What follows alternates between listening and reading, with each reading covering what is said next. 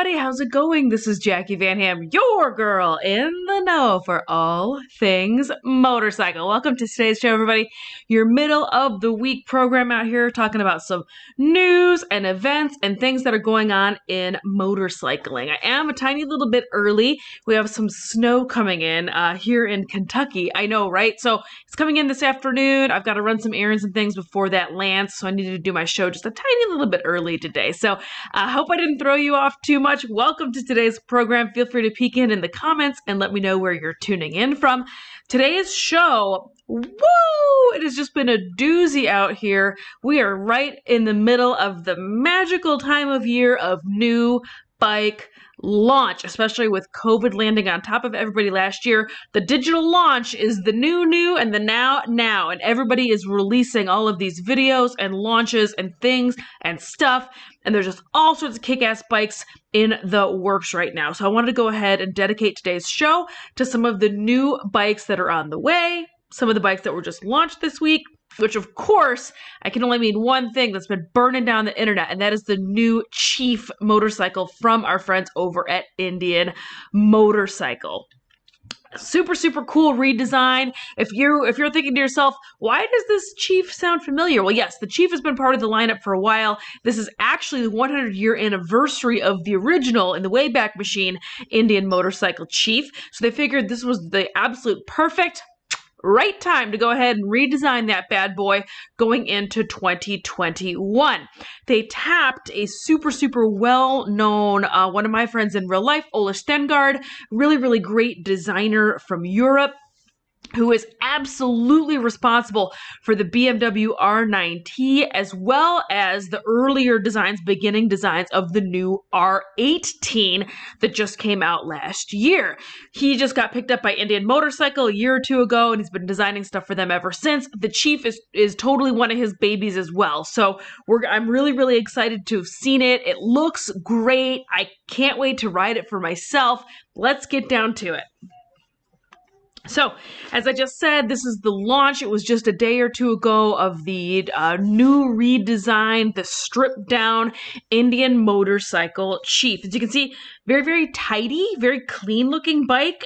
They've definitely made a bit of a change. And I've got an article from motorcyclenews.com that I think sums it up really well. Exactly 100 years since it was first released, Indian Motorcycle have unveiled a brand new version of the Chief.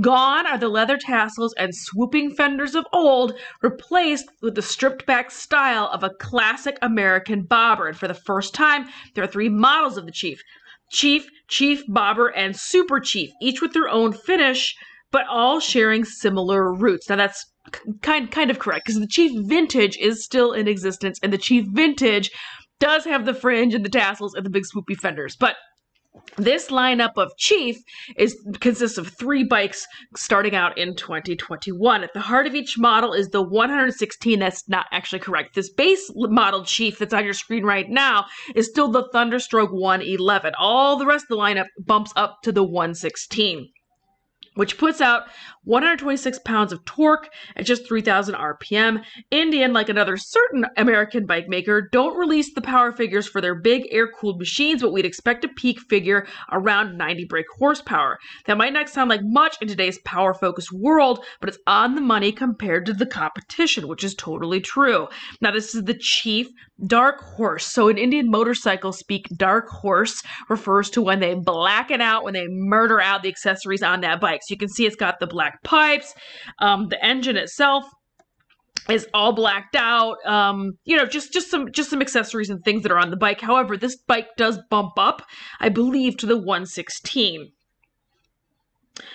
Each bike sits in the engine in a classic twin down-tube steel frame with cast lugs and a bobbed rear fender, just like the early custom machines of the 1940s and 50s. What's most impressive about the styling, though, is just how clean the bike is. There's no untidy wiring or cable trunking.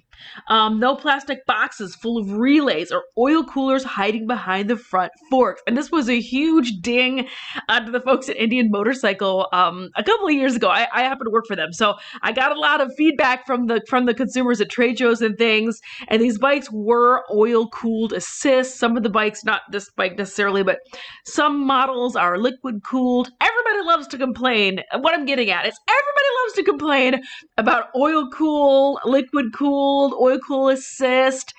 I agree. I hear you. It kind of mucks up the front end of the bike. It does look a little clumsy. Well, they've really helped slim that down and make that be a lot tidier down there. This bike definitely, with this remodel of this Indian Chief, it's just got a really like stripped down bare bones look to it, and you see the engine a lot more. In other previous Indian motorcycles that had that big 111, the Indian was kind of covered up because there was so much other stuff going on. This time they've really stripped it down and made it be bare bones, but it still does have some really nice accessories, LED headlights, all sorts of jazz like that going on. This clean look and easy customization was key to us from the start, says Ola Stengard, my buddy, head of industrial design at Indian. We didn't set out to make the perfect bike. We wanted to create the perfect canvas. So they're really leaning on people being able to customize, which means there's going to be a lot of accessories, parts and accessories coming your way. Despite the old school clean looks, each model is packed with modern technology. There's a ride-by-wire throttle with 3 riding modes, LED lighting, ABS, keyless ignition, and cruise control are all standard. But the real standout feature is the 4-inch full-color TFT dash that brings bagger tech down to cruiser size. Packed inside the dash are 2 different gauge configurations: bike info, ride info, turn-by-turn nav, plus call and text info when paired to a smartphone. All of that can be controlled through the touch-sensitive screen or the grip controls. So which models for you? The Chief Dark Horse is the most stripped down a lot, featuring drag handlebars, cast wheels, mid controls, and a smaller headlight bucket. Now I do want to take a second because I was really pumped to see that. Finally, an American manufacturer that has put mid controls on. Woo! Thank goodness. Now, look, I know starting in, I don't even know, the 1980s, I think, all American bikes, all V-twin, everybody had to have the forward control, Barca Lounger style, lay back, cruise. Man, not everybody's into that. I personally really do not like forward controls. I am very short. It is very uncomfortable to have to like reach all the way out there and touch them with my feet or with my toes. So I personally love mid controls. Now I get it. Before you go crazy in the comments, I know a lot of y'all are tall and these all make sense for you, but some of us are short and they don't make sense for us. So the cool thing is one of the bikes that comes stock, I think it's the Chief Bobber, comes stock with a lower seat height, yay, and mid controls. All that being said, though, I sent a note to Ola just yesterday. I was commenting on his post because they revealed it. Everybody stopped by to celebrate him and say hello. I peeked in and said mid controls, and like clapping hands emoji. And he said yes. And he said the cool thing is those mid controls can be mounted. They can be ordered aftermarket from Indian and mounted on any of these Chief bikes. So I thought that was super kick-ass. They also have floorboards. Clearly you can see the tour pack on this bike, on the Super Chief, the windshield, the bags. Floorboards are on this bike. Just all sorts of cool stuff. Super Chief Limited. Like I said, it's kind of a neat, cool thing. I'm excited for the folks at Indian Motorcycle. I love the redesign of this bike. I love how much more simple and just kind of clean and tidy it is. So a huge congratulations to the folks over at Indian Motorcycle. And now let me shut up and let's take a look at it in action. So promo video from the folks at Indian Motorcycle. Dudes having fun, riding out, ranches, America, wide open spaces. Just a great looking bike. Doing some burnouts. Riding wild, ride free, riding across America, LED headlight again. So I love that, and I just want to take a second and show that video to you. and say congratulations to the folks at Indian Motorcycle on their relaunch, this 100-year anniversary relaunch of the Indian Chief. Kudos, everybody. Next coming up, not to be outdone in the launch game, if you have been living under a rock, you have and didn't catch that the Harley-Davidson folks have yet another launch coming up this month. This launch is going to be in a couple more weeks yet, but I just wanted to give you the heads up that it's coming. I believe the date for this is February 22nd, and this launch is going to be the Pan America.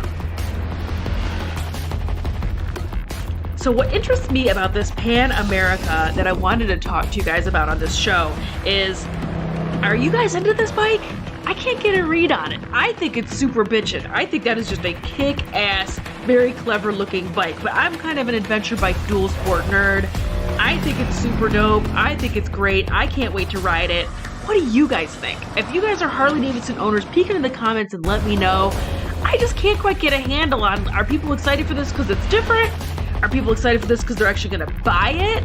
Like, who's buying this bike? Are you buying this bike? Either way, the video is rad. I love seeing it playing out there in the dirt. I think it's super sharp. It definitely is. Look at him standing on that adventure bike. This is just straight up banging on the doors of the folks at BMW. Definitely, this is a shot across the bow over to BMW with this very, very cool Pan America that is going to be debuting digitally towards the middle of this month. I believe that date is February 22nd. Last but certainly not least, one more launch going on this month, and that is the folks over at Triumph. So Triumph Motorcycle is going to be having their launch of their Triumph Bonanza line. This is just a handful of bikes. This is not the full launch. As you can see, they're all very shadowy.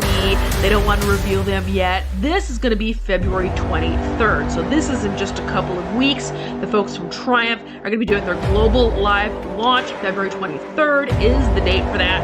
Again, these are the folks over at Triumph. They're going to be revealing just a handful, I believe it's just 5, of their Triumph Bonneville lineups. This does not include any of the sport bikes. This does not include any of the scrambler type bikes. This is none of those bikes. This is just the Bonneville lineup, and that's going to be on the 23rd. You know I will bring you all of those details, all those behind-the-scenes photos when that launch actually happens. Some more interesting news that just came out within this past week or so. A bike that I've been familiar with, and maybe you have too, especially if you love the really, really big and nasty, dirty, very, very expensive collectible motorcycles. This is the Ruff Superior. So Ruff Superior was considered the Rolls Royce of motorcycles in the Wayback Machine when this machine launched. This is not an original Ruff. This is the new Ruff. So starting in the 2000 and I don't even know when it happened. Let me see if it's in the details here. However, a gentleman named Mark Upham, who I had the chance to meet in 2010, they were taking some of these bikes around. They were taking some original Bruff, some collectible Bruff, and then this bike, this new redesigned Bruff came out a little while afterwards. So he's been holding on to this intellectual property and the trademarks of the Ruff Superior name and legacy for a while. Indeed, now something seems to be happening, and it's happening in 2021 with these bikes. It's taken a little while, but they finally have gotten their act together. The Rolls Royce of motorcycles returns. This is from rideapart.com. Consider the Rolls Royce of motorcycles. The Ruff Superior brand only produced motorbikes for 21 years. In 1940, the brand's Nottingham factory was requisitioned for Britain's war effort, but Ruff Superior never returned to production after the war. Avid collectors prized the nostalgic machines, however, and the sought-after bikes could command up to $600,000 price tags at some auctions, including Mr. Jay Leno of comedy Nighttime fame, is a huge collector and fan and mega fan of these bikes, and he has a whole handful of them at his shop. Now, 1 or 2 years after its establishment, French entrepreneurs will bring the Ruff Superior name back to life. The new iteration of the famed British brand started in 2013 when Thierry Henriette met with trademark holder Mark Upham, who I just mentioned. 3 months later, Henriette presented a new Ruff Superior prototype that won over the EICMA crowd. Following the success of the prototype, the Frenchman started production before taking over the brand completely in 2018. Now, I didn't know all of those details. I just know I've seen and heard rumor about this bike coming back, somebody relaunching it. They were still going to be totally bespoke machines, however, but this story's been going on for 15 years now, so it's cool that it's finally come to light. While the updated designs wooed the Milan spectators, Henriette and CEO Albert Castagne can't ignore the fact that new Ruff Superiors will be produced near Toulouse in southwest France. What we are doing is heritage theft, but if you do it well, the English will forgive you. The Saint Jean factory will deliver 100 units in the brand's first year. 3 modern classic models will make up Ruff's new range, including the SS100, a scrambler, and an Art Deco design to commemorate the brand's centennial. Prices will range from 60,000 to 100,000 euros, which is approximately $72,000 to $120,000 US, before custom add-ons. Once Sticker Shock releases you from its clutches, Henriette believes that the ultra-modern facility will produce some of the most beautiful Ruffs to date. So it sounds like the folks at Ruff Superior are going to be very, very busy going into 2021. Some very exciting news and a very, very beautiful bike coming from those folks. But for that almost $100,000 price tag, I expect them to be nothing less. So also going on out here in the news, I've got a little bit of racing coming up. So as far as events go, we still are in a little bit of a holding pattern. I am still having plenty of conversations with events and with manufacturers about what's happening? What's going on? What are we doing? What are we doing going forward? Is there going to be events? The first thing that I know of that's coming up on my calendar as far as an event is going to be Daytona Bike Week, the very, very beginnings of March. So just a handful of weeks from now. But what is still going on is going to be motorcycle racing, right? There's plenty of room. It's outside. You can spread out. You can do all the COVID stuff. And more importantly, a lot of these events and a lot of these races are streaming. So really, really good news there. Anyway, so the things that are coming up as far as events go in the next couple of weeks, there is a round of Supercross going on. It left the Great North just in the nick of time because it started to snow out here and made its way down to Florida. February 13th, take your Valentine's sweetheart to go see Supercross in Orlando. The following week, they will be back for another date in Orlando on February 20th. And then following that date, they are having a date at Daytona like they normally do. So I'm really, really pumped about that. I believe that is on the 6th of March. I'm definitely hoping to get tickets and go to that because Supercross is super kick-ass. I don't know another way to say it. It is some really, really incredible, fun, exciting racing. The stands are, there's just, I don't want to say the stands are packed because it sounds awful. They'll be spread out, of course, but a lot of people go to this. There's just great energy. There's pyrotechnics and jumps, and it's just, if you have not seen Supercross, either stream it, go get on the Google machine and go check it out, or more importantly, go to one of these events. They're doing a really neat thing where they're selling pods of tickets where you have to buy them in books of 6 because then they separate you out. And then 20 feet away is another pod, 20 feet away is another pod. So they're making sure everybody is as safe as we all can be during this strange and unusual time. But they are still making it happen, which I give them a lot of kudos for. So anyway, that's what's going on the 13th. Now, after that, next week, out on the West Coast, the folks over at Works Racing have a motorcycle-only round going on in Arizona. This is in Peoria, Arizona, not to be confused with Peoria, Illinois. Peoria, Arizona, this is February 19th through the 21st. This is their second round of the season, and this is motorbikes only. Spectators are allowed to come to this, so for my Arizona buddies, make sure you put this on your calendar, or if you race motorcycles, you better go be racing this, because this looks like a hell of a good time. Again, February 19th through the 21st in Peoria, Arizona, another round of racing for the folks over at Works. Another neat event going on next weekend, down in Florida is going to be Born to Ride Presents, which is Born to Ride TV, which is a company that does help that also hosts streams and all sorts of content over here on Choppertown. So they are a member of the Choppertown family. Hello to the Born to Ride folks and Mr. Ron over there. They are hosting or helping host an event called Thunder by the Bay. This is a music and motorcycle festival. This is down in Sarasota, Florida. You better believe I want to have this on my calendar. I'm gagging to go to Sarasota at the middle part of February for sure. I actually had a phone call with Ron. He was a super, super nice, great guy. And we're talking about me possibly going down there because they are hosting a Choppertown live custom bike show. So this is really neat. These are some of the companies that are going to be there. So lots of very, very top tier, well-known custom bike builders are going to be on hand. Lots of great sponsors. So this looks like a hell of a good time. Again, this is February 19th, 20th, and 21st down in Sarasota, Florida. So that's what's going on out here in motorcycle land. What do you guys think about that? Some bikes coming up, some videos showing you what's heading your way here pretty soon. Kind of exciting time of year. I think this is kind of that middle year where normally there'd be tons of trade shows and I'd be running all across America bringing you photos of these bikes. But since that's not a thing, I'm going to bring you videos of these bikes because that's how we're launching things right now. So sooner rather than later, we're all going to get back together. Keep your fingers crossed and everybody do what they got to do. The sooner we get this all under control, the sooner we can all come back out here and enjoy motorcycles, right? But in the meanwhile, I'll be bringing them to you here on my show, photos of them, videos of them, and then, hopefully photos of them when I get to see them in real life and maybe go ride these bikes. So I'm really, really excited about that. I am firming up some plans to go down to Daytona for work. So that is some good news.